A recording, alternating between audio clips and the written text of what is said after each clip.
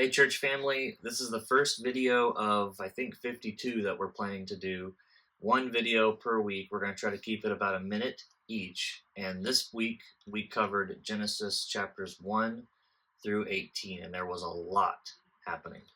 Yeah, just some of the highlights to hit. We're not going to be able to dig into everything, but we want you to have these things at the forefront of your mind as we're reading through these really thick and rich texts. So we saw from the beginning the creation, the fall, and then the promise of redemption. So from there, those things begin to flesh out in human history. Human rebellion is a big theme. Chapter 3 with the fall.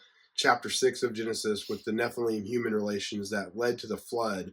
Chapter 11, the Tower of Babel, where humans chose to multiply, but they didn't follow the command to fill the earth. They stayed in one spot. Some other meta themes that we begin to see here. And of course, meta themes, remember, are the things that we see in all of Scripture that we're starting to see here and we'll see unpack as we continue to read. So we have the meta theme that God continues to save a remnant. We see that with Noah.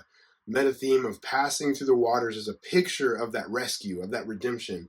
We see it with Noah. We're going to see it in Exodus with the Exodus from Egypt and the crossing of the Jordan into the Promised Land. We see it with Jesus' baptism in the New Testament, and then other places.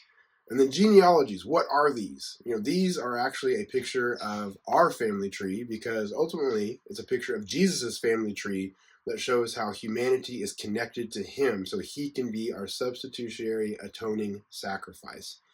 And then the book, our reading this week as it concluded, we see the promise of Abraham, which already includes the Gentiles as he is going to be the father of many nations.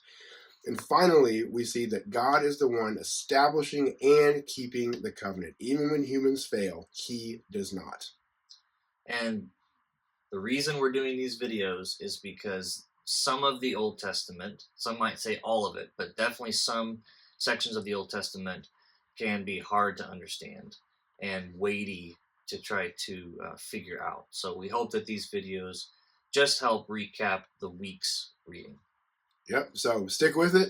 Wherever you are in your reading, you're right where you need to be because you're spending time with the Lord. Have a great weekend.